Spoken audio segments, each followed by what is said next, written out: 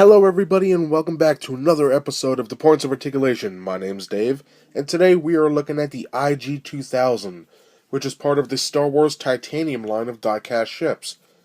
Now the IG-2000 is a modified aggressor assault fighter, and it's piloted by IG-88, the bounty hunter seen in The Empire Strikes Back, as well as other medians. Like it was in the Clone Wars, and he was also in various comic books and novels. My first run-in with this character would be from the Shadows of the Empire video game, as well as reading the comic book that came with the 2-pack of Boba Fett and IG-88, where Slave 1 outmaneuvers this guy and these two winds come flying off. So, the ship is awesome and I'm glad I own it. Now, is it 100% accurate? Well, that's the thing. It's never really been seen in a film, so there is no definitive version. There are different tweaks upon the model on different things. The one thing I could pick out is the cockpit, which is the centerpiece here. Sometimes it's at a curve, other times it's flat. This one is flat, but it's a minor thing. I really don't care. I'm just happy I have this. Now, these two arms here, they're sort of like S-foils, like an X-Wing, and when he's in atmosphere, these winds would extend and could help move this ship in some crazy ways because IG-88's a droid. Therefore, G-force and all that doesn't really harm him, so this ship can do crazy maneuvers. So we have a lot to cover. We got the mold, the paint, we'll look at the stand compared to another ship, and then we'll be done. So let's get started. Okay, starting off with the mold, according to the copyright, this was made in 2009, which makes it one of the last ones for the original Titanium line they made. Or close to last. The only ones I'm missing are the last wave, which is the Outrider, the Medical Frigate, the Liberty, the Mon Calamari ship, and I think the Punishing one of the Bounty Hunter ships or something like that. But this one's pretty good. Now it has a die-cast metal body, plastic tips here, and then for these two arms, I want to call them S-foils, because what happens is when IG-88 enters the atmosphere, these will open apart and move and twist, so that way he can maneuver better in atmosphere. So they are like arms, but I'm just going to call them S-foils for the review. And these are a nice rubbery plastic.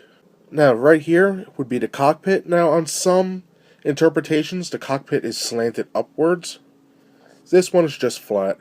And it's okay. From my research on the interior of this, it's just a seat and a bunch of engineering and weapons stuff. Because, a droid has no need for atmosphere or comfort. It's all about getting one place to another, fighting, getting bounties, and that's it. So, on top of here, we have some nice panel lines and great detail going all the way back to the back right here where the engine is. Just real sharp.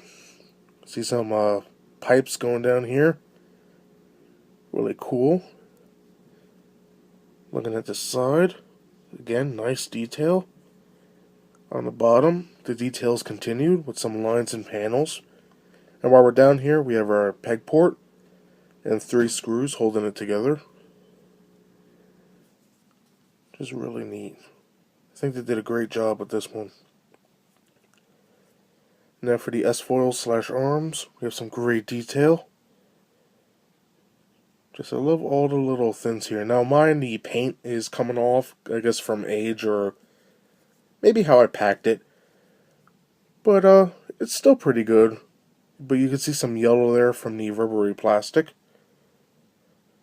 But the detail is all there, and it's really sharp. And coming back, we have our engine, which is just flat.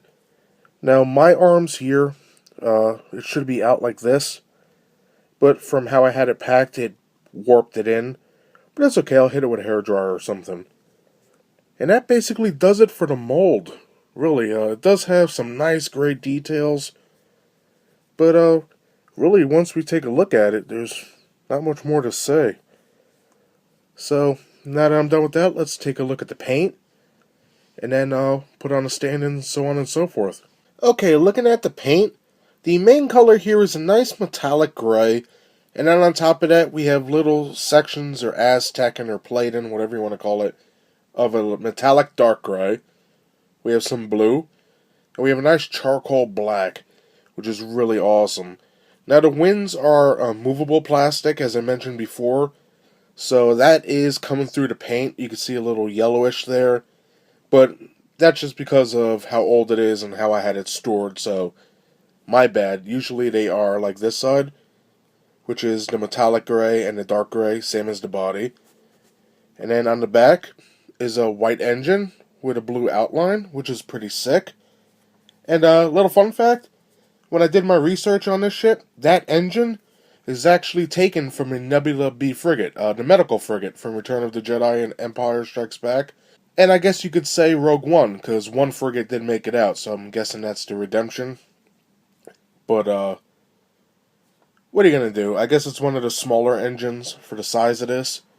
But that basically does it for the paint. Again, it's blue and that charcoal black with the two different metallic grays on the bottom. And that's basically it for the paint. So let's get this beautiful ship on a stand, measure it, compare it to some other ships, and then we'll be done for today. When measuring the IG-2000, this bad boy, if you don't measure the S-foil, is just a little under 2.5 inches. However, when counting the S-foils, which this one is a little warped, but this one's alright. When counting that, it is a little over 2.5 inches. So it's a pretty nice ship. And just like other titanium ships, comes with this awesome stand, plug it in the port like so, and you're good to go. And to compare with the IG-2000, I have it next to Slave One Boba Fett's ship. Great conflict here in the Shadows of the Empire comics. Real nice. I always liked how everybody was fighting for Han Solo. But anywho, they're both from the titanium line, and they go great with each other. Awesome. And that does it for my review today of the Star Wars Titanium IG-2000. Now, this diecast ship is pretty awesome. It has a lot of detail, the paint is decent, and it comes with a great stand like they all do. And I think it's a nice addition. It fits in great with the bounty hunters, as well as other fighters. I think it's very unique with the arms in the front, and it's a great addition to the collection if you could find one. I found mine at Target back in, 2009 or 10 based on the copyright.